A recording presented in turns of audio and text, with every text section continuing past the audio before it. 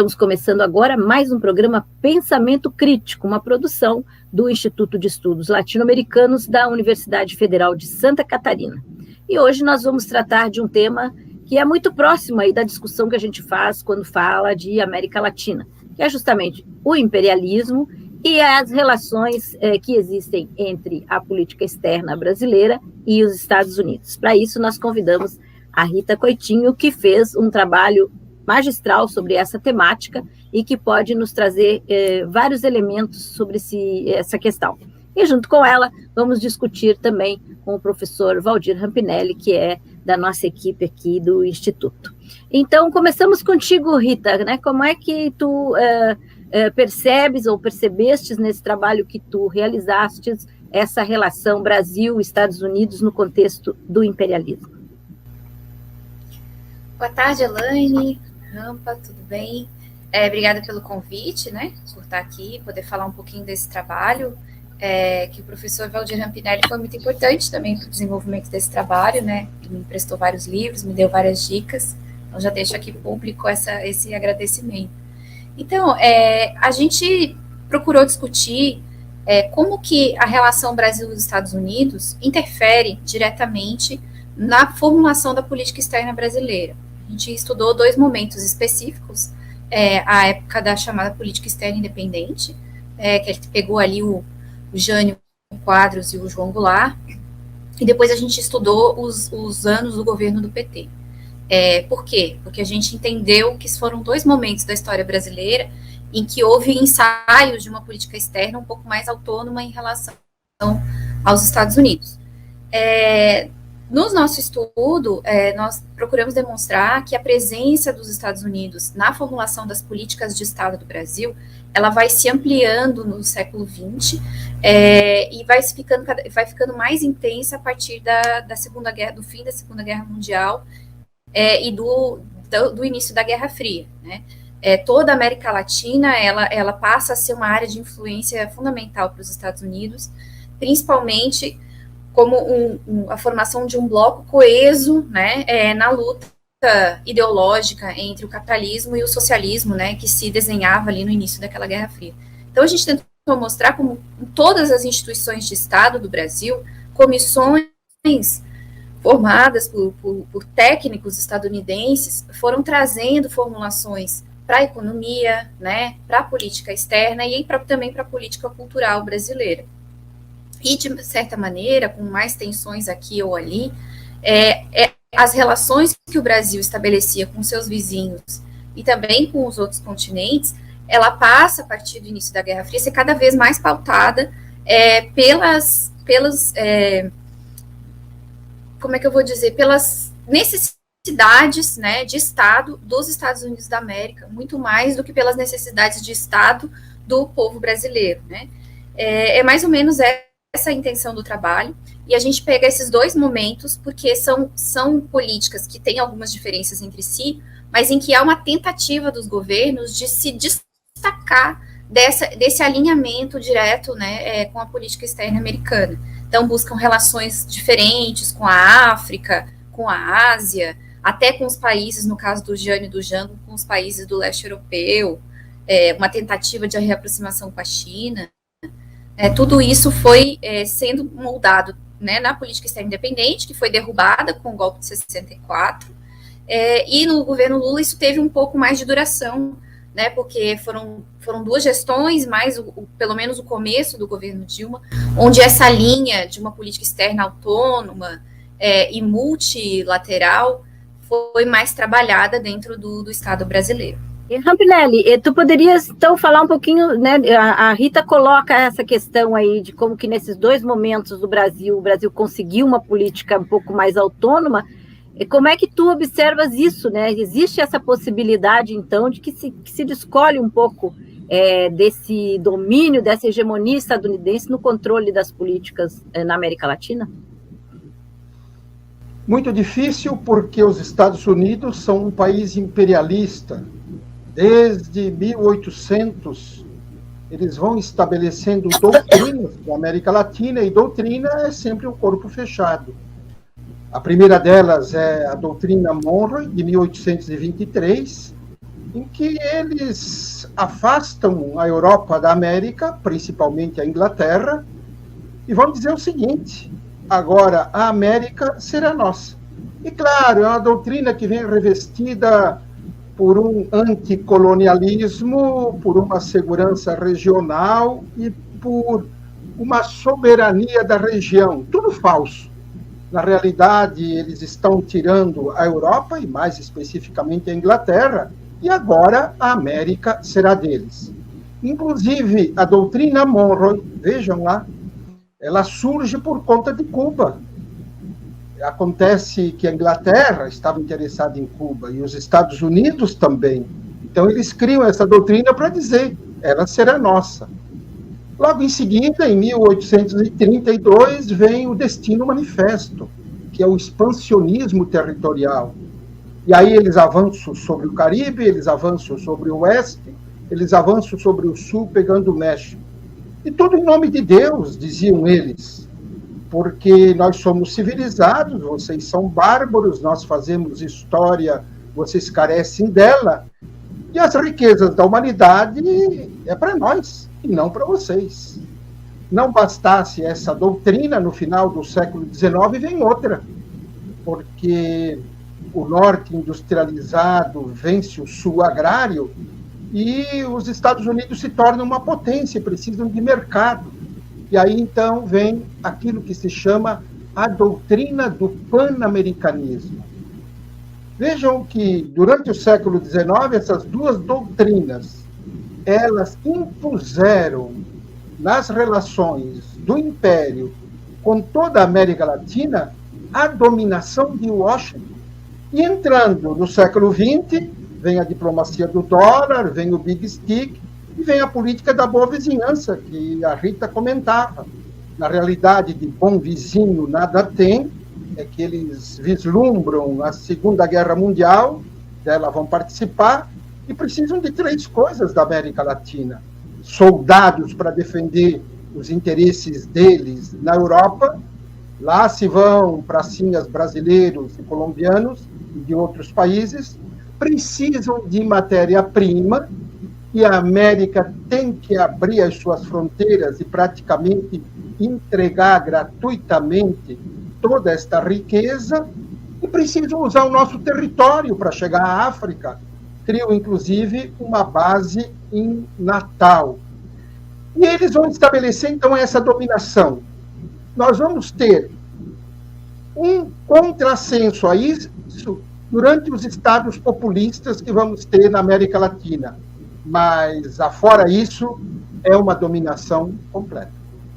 Rita, tu falavas aí no começo, né, sobre a questão do Jânio, né, que foi um momento em que teve essa política mais aberta, digamos assim, inclusive lembrando que o Jânio recebeu e condecorou Che Guevara aqui, né, durante o seu mandato. Tu poderia falar um pouco mais dessa política na época do Jânio? Claro.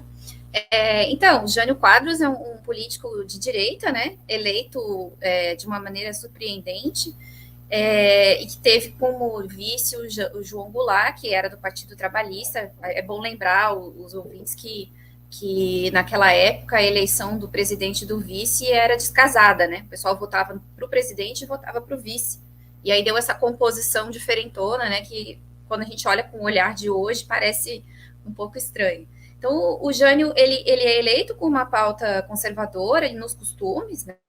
A questão da corrupção, da vassourinha da corrupção, faz vários decretos estranhos, né, em relação a costumes. Porém, ele desde o início da campanha política, o Jânio foi o único candidato a presidente que, ainda candidato, foi a Cuba. Ele foi a Cuba e foi recebido, né, pelo governo que se instalava, pelo governo revolucionário. Então, o Jânio tinha, apesar dessa pauta de costumes conservadora, algumas pautas nacionalistas, vamos dizer assim, né? Um certo inconformismo com uma agenda de alinhamento total à questão da Guerra Fria. E nos 9 meses do seu governo, na medida em que as coisas iam ficando mais tensas, né, em relação à política externa, em relação a algumas demandas por reformas, ele vai aumentando essa guinada nacionalista e fazendo gestos, né, que foram encarados pelo Departamento de Estado dos Estados Unidos como anti-americanos. Além de ele condecorar o Che Guevara quando estava passando por aqui, o Che Guevara faz uma escala no Brasil, né, e aí recebe a ordem do Cruzeiro do Sul. Ele também patrocinou um encontro muito importante com o presidente da Argentina, né, que foi um encontro de Uruguaiana, e que foi que trouxe uma pauta muito grande de colaboração entre os dois países. É bom lembrar que dentro da estratégia dos Estados Unidos de domínio do Cone Sul, estava o isolamento entre Brasil e Argentina, e o Jânio faz esse movimento, né, de aproximação com a Argentina, e sai a Declaração de Uruguaiana, que foi uma declaração bastante importante, bastante avançada para aquele momento histórico. Legal. Então, a gente vai agora encerrando este bloco, mas daqui a pouquinho a gente volta, então não sai daí, tá bom?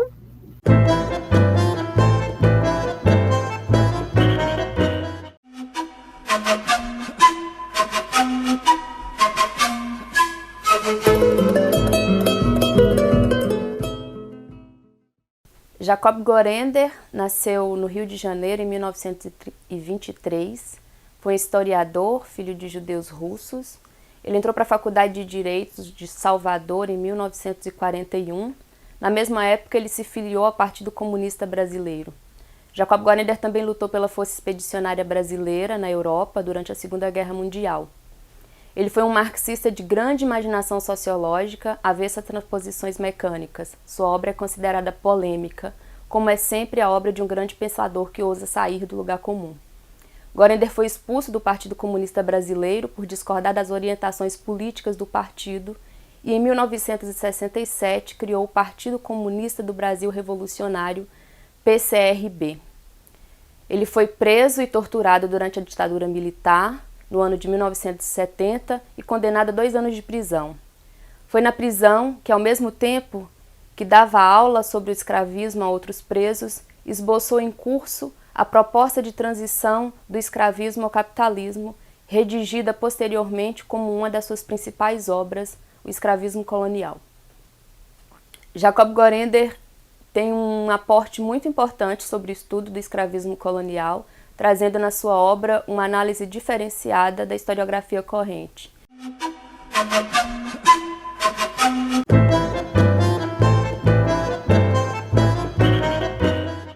Voltamos então com o nosso programa Pensamento Crítico, hoje falando sobre imperialismo e as relações Brasil e Estados Unidos. Bom, a gente já falou aí desse tempo do Jânio, né, um tempo curto, como a Rita comentou, mas interessante, né, para a gente pensar um pouco a nossa história brasileira. Depois veio o golpe e tal, e nós tivemos depois, passado muito tempo, o governo petista, né, Rita, que também conseguiu imprimir uma outra lógica, né? Não sei qual é a tua avaliação com relação à própria ideia do golpe, né? Quando o Jânio fala das forças estranhas, né? As forças ocultas que o tiraram do golpe, se poderia ter aí alguma implicação também, né? Dos Estados Unidos, né? Uma vez que os Estados Unidos estão sempre metidos, né? Nesses processos aí, né? Mas queria que também tu falasse um pouco sobre essa política externa brasileira, né? Como é que há uma diferenciação nesse período aí também do governo Lula. Então, quanto ao governo Lula, né, a gente já está num contexto bem diferente, né? Enquanto a política externa, lá nos anos 60, foi, na minha avaliação, um dos motivos do golpe de 64, não foi o único, né, mas foi um dos motivos do golpe de 64, né, tantos anos depois, quase 40 anos depois, no século XXI, ela também, aos poucos, vai se tornando um tema de desgaste para o governo do Partido dos Trabalhadores. De desgaste em relação às elites, né, em relação à classe dominante que é articulada com os interesses dos Estados Unidos. No governo Lula, nos dois primeiros, né, nos dois mandatos do governo Lula, sob o comando do chanceler Celso Amorim, o Brasil praticou uma política externa que o próprio Celso Amorim apelidou de ativa e altiva, né, no sentido de ser ativa, porque o Brasil se coloca como player, né, internacional. Usei essa palavra gringa, mas é porque o povo das relações internacionais adora essas palavrinhas, e aí é bom que eles escutam a gente, né, quando a gente usa. Mas o Brasil se coloca como uma peça-chave no tabuleiro internacional, né, usando o bom português.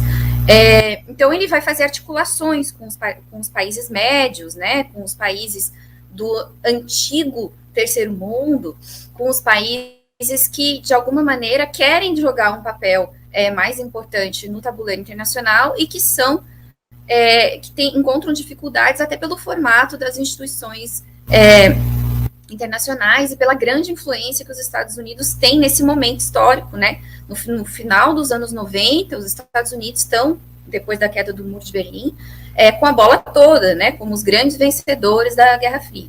Só que no início do século XXI, as coisas começam a mudar um pouco. Então, outros atores começam a surgir na cena internacional e o Brasil é um deles. E o Brasil faz esse movimento ativo de busca de parcerias, né? Cria fóruns paralelos à ONU, cria fóruns na Organização Mundial do Comércio, com as pautas desses países. Então, o Brasil tem um papel muito ativo na formação desses grandes grupos. Com a crise de 2008, o Brasil também força a barra no sentido da discussão da crise internacional que afetaria a todos, para que não ficasse só no G7. Forma articulações com a Índia, com a China, com a Rússia. Há uma maior empolgação, vamos dizer assim, do governo brasileiro com os mecanismos de articulação regional, como o Mercosul, né? É criada a Unasul, é criada a CELAC, com ativa participação do Brasil, obviamente que não só pela mão do Brasil, né, com a participação ativa, porque a gente também tem uma efervescência no continente sul-americano, né, que coincide também com esses anos, e isso dá força para essa visão de política externa.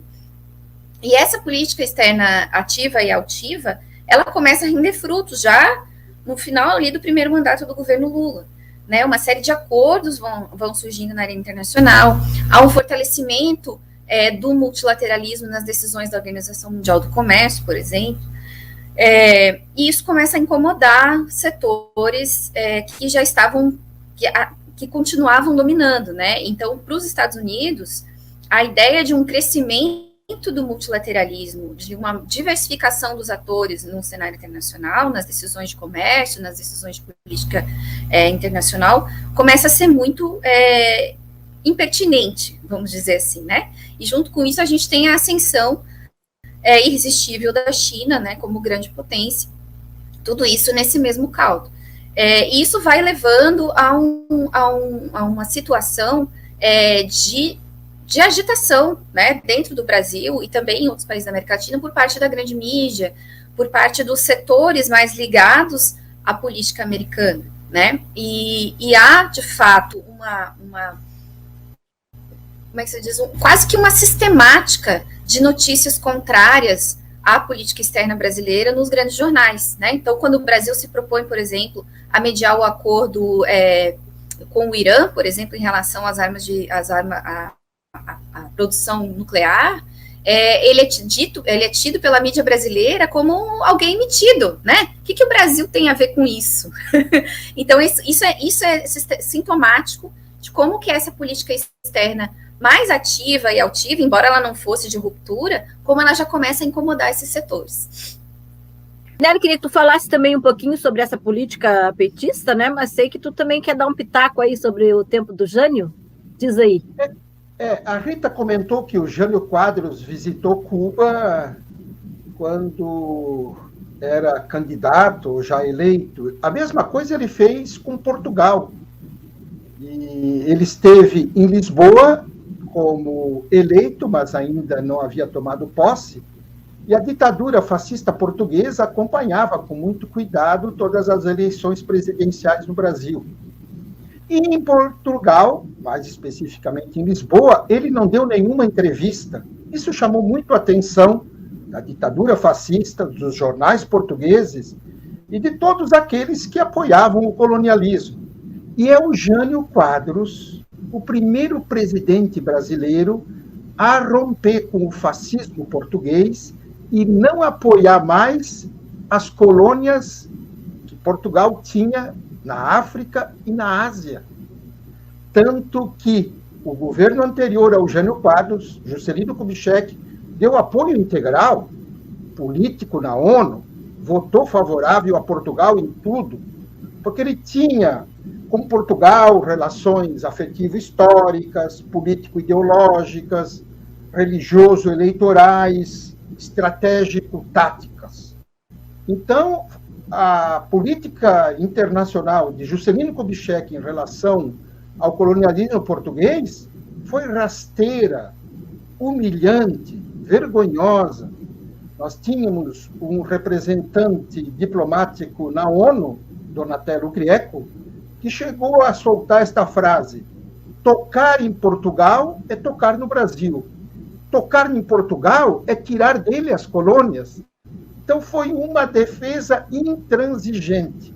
Tanto que JK era adorado pela administração fascista portuguesa, era adorado por Antônio de Oliveira Salazar, era homenageado, foi 2 vezes a Portugal, e era endeusado pelo apoio que ele dava à manutenção do status quo colonial.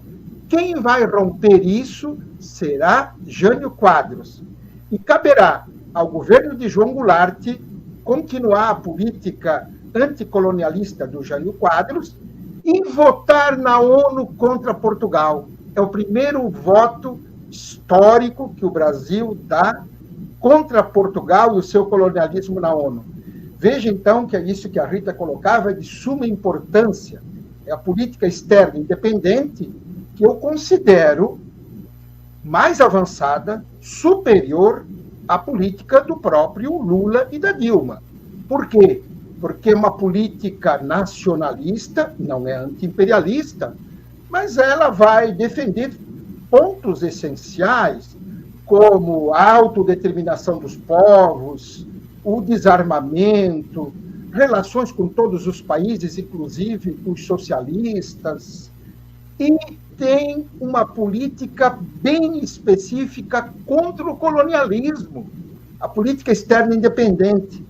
Tanto que, quando Cuba é expulsa da Organização dos Estados Americanos, a nossa política externa independente não vota favorável a Cuba, mas também não vota favorável aos Estados Unidos, mantém a abstenção, e naquela conjuntura, abster-se era praticamente votar contra. Isso se deu em Punta del Este. Então, veja que a nossa política, nesse aspecto, foi fundamental. E eu considero, não sei o que a Rita pensa, eu considero a política mais avançada da história do Brasil até então. Legal, vamos falar isso mais no próximo bloco, tá bom? A gente já volta, segura aí.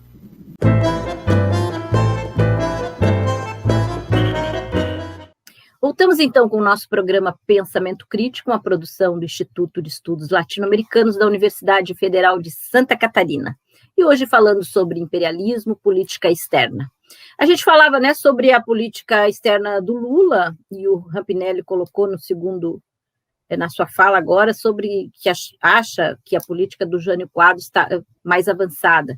Eu também não considero que a política, apesar de todas essas diferenças, né, na política externa do PT, não era uma política anti-imperialista. Eu não sei como é que tu avalias isso, Rita, porque, de certa maneira, o Brasil seguiu tendo relações muito amigáveis, né, com os Estados Unidos, a ponto do presidente Obama, inclusive, dizer que o Luiz Inácio era o cara, né?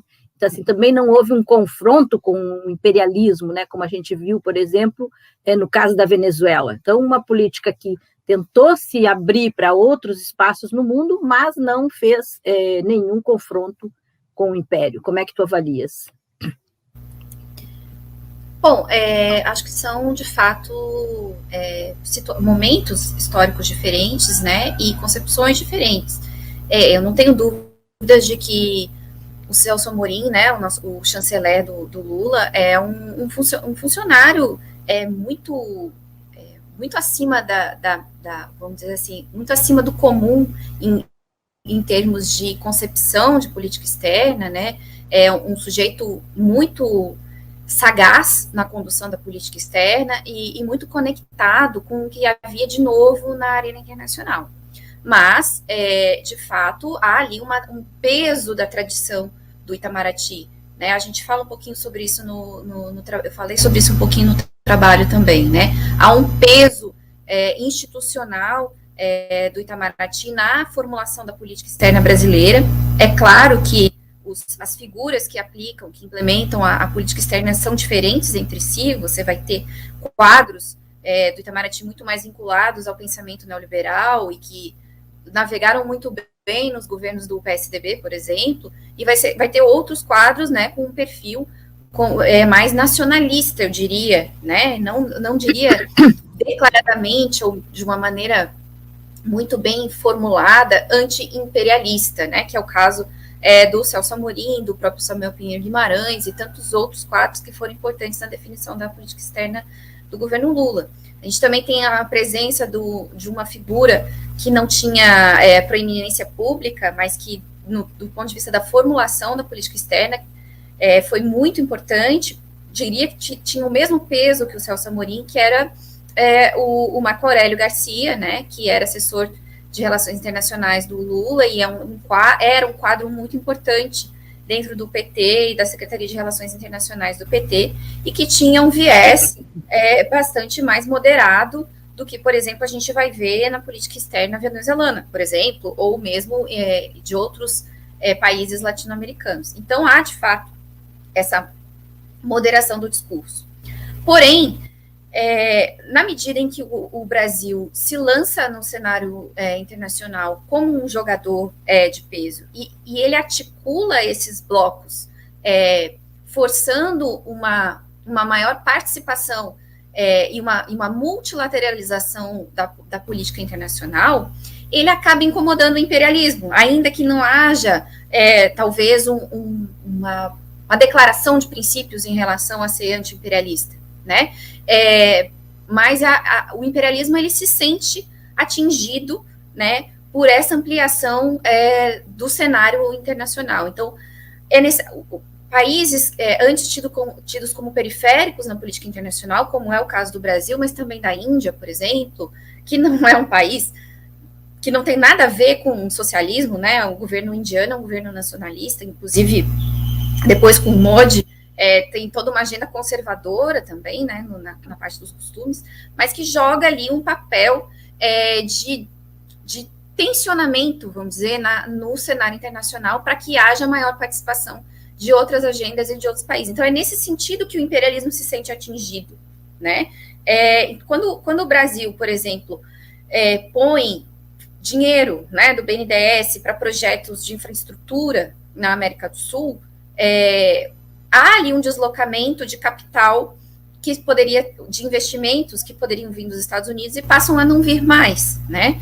Até porque os Estados Unidos, já nessa fase, já diminuiu o seu perfil de investidor na América Latina, né? Ele domina a América Latina muito mais por uma articulação ideológica, né? Ele tem suas próprias vozes dentro dos países. Nós temos vários brasileiros que fazem muito bem a política dos Estados Unidos, sem que os Estados Unidos precisem vir aqui, né? Então, já havia uma redução, né, do investimento de capital americano em termos de infraestrutura, e o Brasil ocupa esse espaço, né? Principalmente ali na chamada IRSA, né, que é uma iniciativa de integração pela infraestrutura, a própria criação da Unasul, a próprio peso que o Brasil joga lá na criação da CELAC, né, que acabou, a ideia era que aquilo funcionasse como um contraponto ou como um substituto da OEA, né, que sempre foi a porta-voz dos interesses dos Estados Unidos na América, e a CELAC, ela meio que ocupa esse espaço por um pequeno período de tempo. Então, há uma articulação latino-americana e caribenha, onde os Estados Unidos não são convidados, né? Então, embora o conteúdo ideológico, né, a formulação, ela não cite a questão do imperialismo, a gente não escuta isso da boca dos porta-vozes da política externa do governo Lula, o efeito prático de algumas dessas medidas é de enfraquecimento, ou pelo menos de incômodo nos interesses do imperialismo estadunidense. Perfeito. Rampinelli, eu tinha te perguntado antes, tu não respondeste, vou repetir. Tu crês que essa política, né, que a Rita agora, de maneira muito clara, coloca, né, que incomodou tremendamente os Estados Unidos, também possa ter sido um dos elementos que levou a todo esse processo aí de construção dessa candidatura e agora desse governo que aí está? Olha, eu estou de acordo com a Rita quando ela disse que a política externa independente de Jânio e Goulart incomodou tanto os Estados Unidos que, inclusive, é um dos motivos do golpe de 1964. Tem um livro chamado A Intervenção Silenciosa, do Phillips Parker, onde ele vai mostrar que governadores dentro dos Estados Unidos solicitam a Lyndon Johnson que dê apoio ao golpe militar no Brasil, porque aqui se tem uma política externa socialista. Era uma política que afrontava os Estados Unidos. O que é afrontar os Estados Unidos naquela conjuntura? É ter relações com os países socialistas, porque nós estamos em plena Guerra Fria e nenhum país que está sob o domínio geopolítico territorial dos Estados Unidos pode ousar fazer negócio com a União Soviética e com o Bloco do Leste. Por isso, então, aquela política, sim, era uma política não anti-imperialista, mas ela fugia do controle dos Estados Unidos. Sem dúvida, o governo Lula tem uma política de aproximação do Irã, da América Latina, da África, mas eu diria, não é, a meu juízo, uma política que incomode profundamente os Estados Unidos. É claro que os Estados Unidos querem gente, e na América Latina, que sigam a sua toada. E quando você se aproxima do Irã, quando você se aproxima dos países árabes, quando você se aproxima da África, e você faz política internacional, o imperialismo não gosta. Quero lembrar que na América Latina, o país que mais fez política internacional nesse aspecto, sem dúvida nenhuma, é a Revolução Cubana, né? Com a sua Declaração de Havana I, Declaração de Havana II, 1960, 1962. Aí sim, aí nós temos uma política nacionalista, anti-imperialista, revolucionária, de enfrentamento ao imperialismo, não apenas em Cuba, mas nos vários países da América Latina, com aquilo que eles chamam de exportar a Revolução Cubana. E, inclusive, enfrentar os Estados Unidos na África Austral. Não nos esqueçamos que Cuba é altamente responsável pelo fim do apartheid na África do Sul. Tanto que, quando se assina o fim desta política horrorosa, racista, quem está na mesa são os Estados Unidos como mediador, que nunca foram mediadores, sempre estiveram ao lado da África do Sul. A África do Sul, Angola, Cuba e a Namíbia, que depois vai se tornar independente. Então, eu penso que a verdadeira política nacionalista e anti-imperialista na América Latina, sem dúvida nenhuma, é a cubana. Mas, claro, não podemos comparar com a brasileira, porque lá tem o quê? Um processo revolucionário que impulsiona. Inclusive, se nós olharmos o México dos anos 30, também eles vão ter uma política super avançada. Por quê? Porque por trás tem um processo revolucionário. Tem que levar isso em consideração.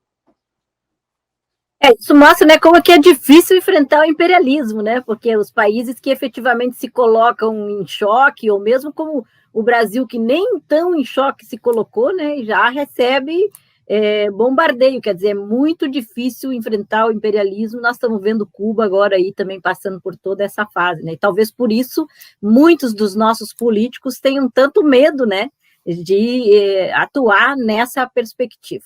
Mas, enfim, vamos encerrando esse bloco. Já voltamos para o último bloco. Fica aí.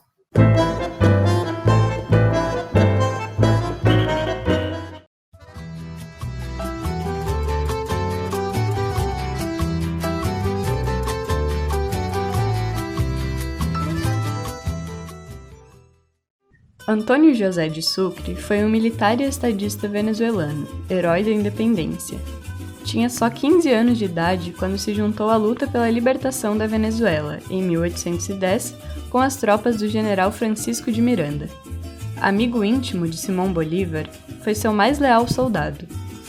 Em 1821, foi nomeado chefe do exército do sul da Colômbia.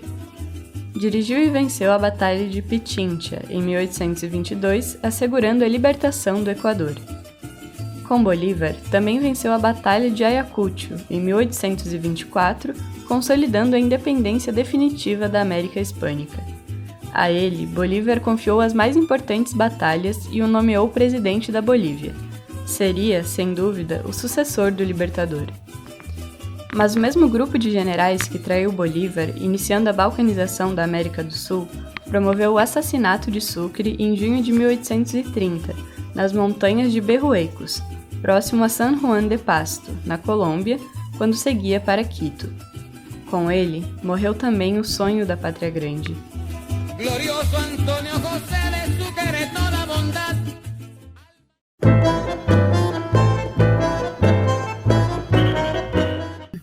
Voltamos então com o nosso programa Pensamento Crítico, hoje falando com Rita Coutinho e o professor Valdir Rampinelli sobre a questão do imperialismo e a nossa política externa. E nesse último bloco, né, não podemos deixar de falar da política externa de hoje, né, que, como diria minha amiga Raquel Moisés, é pura lequinagem, né, que no italiano quer dizer puxa-saquismo total, né, o lequino é o puxa-saco, né, tradicional, mas é muito mais do que puxa-saco, né, é uma completa submissão, né, aos interesses do império. Como é que você analisa isso, Rita? A política externa atual, ela é muito pior do que outros governos de direita que nós já tivemos, né? Você pega, por exemplo, o governo tucano, né, Fernando Henrique Cardoso, que foi um governo bastante alinhado aos interesses do imperialismo, fez toda uma política do que eles chamavam de limpeza de agenda, né, de adesão aos regimes internacionais, de aproximação, né, com a agenda do império, fez privatizações, fez tudo o que estava na receita de bolo, né, mas mesmo assim havia uma certa tônica de defesa de alguns, pelo menos aqueles interesses que a burguesia interna brasileira, o latifúndio, enfim, tinham, né? Pelo menos esses interesses estavam na pauta do governo tucano, assim como os interesses da burguesia estavam na pauta da ditadura militar, né?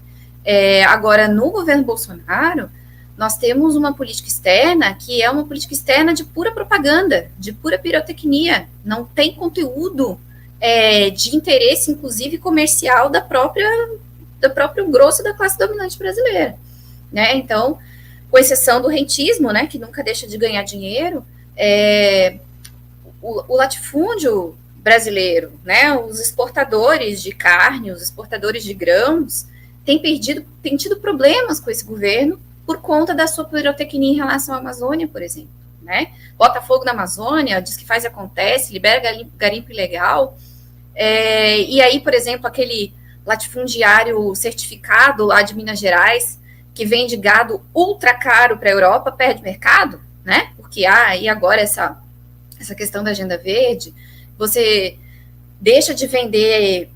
Reduziu muito a pauta de exportações aqui dentro do Mercosul, por exemplo, fábrica de automóveis fechando, né, deixando de ter essa receita que existia aqui dentro do Cone Sul. Então, de fato, é um governo puramente ideológico, eles adoram chamar os governos do PT de governos ideológicos, né, mas os governos do PT eram governos muito articulados com os interesses daquilo que havia de classe dominante no Brasil, né, de venda de produto. Lula viajava com o empresário no avião para fazer negócio, né, para aumentar a exportação. Então, há ali uma agenda, que não é a agenda necessariamente da classe trabalhadora diretamente, às vezes pode até ser, porque gera emprego, gera renda, enfim, mas a burguesia participou, né, daquele caldo ali de formulação da política externa. E no governo Bolsonaro é uma política externa bandida, né, é garimpo, é madeira ilegal, problema para a demarcação de terra, violência contra indígena, né? Tudo coisa que pega mal a beça no cenário internacional e transforma o Brasil num pária, né? Então, nem aqueles interesses mais imediatos do grande capital localizado no Brasil, né, que pertence a algumas famílias brasileiras, nem isso esse governo consegue sustentar. Então, há uma insatisfação, inclusive dentro do empresariado, o que resta de empresariado interno no Brasil com esse governo, isso se reflete nesses editoriais aí dos grandes jornais, né, porque os caras, além de tudo, eles não têm uma linha, né, de defesa pelo menos, desses interesses. Tu não crees que o brasileiro médio tem esse fetiche, né, com os Estados Unidos, de achar que quando a gente está, ou quando a gente, que eu digo o Brasil, está mais articulado com os Estados Unidos, é melhor para o país? Quer dizer, isso, o Bolsonaro passa um pouco isso, né? Ah, sou amiguinho do presidente dos Estados Unidos, então parece que, então todo mundo vai se dar bem. Não tem esse fetiche do brasileiro? Tem, a guerra ideológica que os Estados Unidos travou na Guerra Fria, que foi vitoriosa, né? Em corações e mentes. Durante a Guerra Fria que o brasileiro começa a tomar uísque, né? Que o brasileiro começa a fumar cigarro Marlboro, começa a ostentar costumes alinhados com a cultura estadunidense, né? O cinema estadunidense entra com tudo no Brasil no início da Guerra Fria. A gente tem vários convênios, MEC e USAID, para a colocação de conteúdos nas nossas universidades e nas nossas escolas. Você vê, por exemplo, o IELA, né, fica dentro de uma universidade federal. Hoje em dia, nas universidades federais, bonito é publicar em inglês, né? Os termos em inglês, né? Então, há uma dominância, uma predominância cultural dos Estados Unidos na nossa classe média, na nossa classe, nas nossas classes com mais estudo, vamos dizer assim, que é arrasadora, né? Agora, uma coisa é certa, o comércio com os Estados Unidos não diminuiu no governo Lula.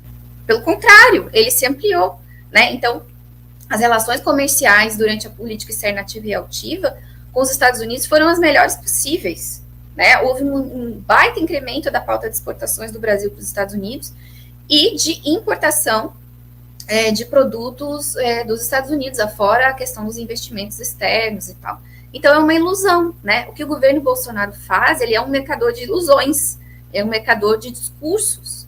E uma coisa que eu acho fundamental, que a gente precisa dizer, é a articulação que as nossas Forças Armadas têm com os Estados Unidos. Isso não é dito, né? As nossas Forças Armadas mantêm um efetivo enorme nos Estados Unidos, né? Estudando nas universidades militares americanas, fazendo treinamentos. As embaixadas e consulados brasileiros nos Estados Unidos têm uma quantidade enorme de adidos militares, né? Então, há uma articulação muito forte dos militares brasileiros com os Estados Unidos, desde a época da malfadada Escola das Américas, né? Que treinou tantos torturadores, como até hoje. O Hamilton Mourão dizem que falam inglês excelente, perfeito, sem sotaque brasileiro, porque viveu muitos anos nos Estados Unidos, com a família toda, né, com dinheiro nacional, e eles têm orgulho desse vínculo com os Estados Unidos. Inclusive, esses tempos circulou aí na internet um vídeo, né, de um comandante americano apresentando o general brasileiro que estava lá cumprindo ordens dele, né, do comando estadunidense. Então, é aí que está a nossa articulação. E tu, Rampinelli, o que dizes dessa política externa do Bolsonaro? Quer dizer, é bom para o Brasil ou é ruim? É uma política externa rasteira, submissa, vergonhosa, capacha. O Brasil hoje é uma república bananeira em relação aos Estados Unidos e em relação ao mundo. Isso me faz lembrar um fato, Elaine, de 1989, quando o presidente de El Salvador, Napoleão Duarte, da democracia cristã, visitou Washington, era George Bush na Casa Branca. E aí ele escutou o hino nacional do país dele, o hino nacional dos Estados Unidos, e sabe o que este malfadado, submisso, sem vergonha, Napoleão Duarte fez? Foi na direção da bandeira dos Estados Unidos, pegou a bandeira dos Estados Unidos e beijou. E deixou a bandeira do país dele no lado. El Salvador tinha guerrilha, e por conta do apoio do exército e dos assessores dos Estados Unidos, era assim que ele se mantinha no poder. Quando Jair Bolsonaro bate continência para a bandeira dos Estados Unidos, não é uma simples continência. Ele está rendendo homenagem ao imperialismo. Ele está dizendo, nós estamos aqui para lhe servir. Ele está dizendo, nós abrimos as fronteiras. Aqui está o pré-sal, aqui está o aquífero Guarani, aqui está a biodiversidade da Amazônia, aqui está a base de Alcântara, aqui está o Brasil para lhe servir.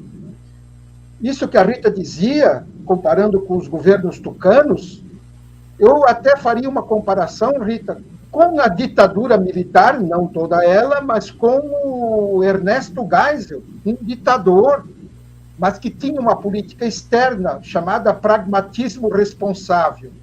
E se você comparar a política externa do capitão Bolsonaro com a política externa do general Geisel, você fica envergonhado, porque lá é um general ditador, torturador, desrespeitador dos direitos humanos, golpista, fechou o Congresso Nacional, mas a política externa dele tinha a defesa do interesse nacional. Ele, por exemplo, chamou os Estados Unidos de país imperialista. É claro que tinha lá a política do Jimmy Carter, que exigia direitos humanos, mas ele se aproximou da Alemanha, ele se aproximou do Japão, para abrir outros caminhos para o Brasil. Ele tem uma entrevista dada para Celina de Araújo, da Fundação Getúlio Vargas, em que ele é muito explícito.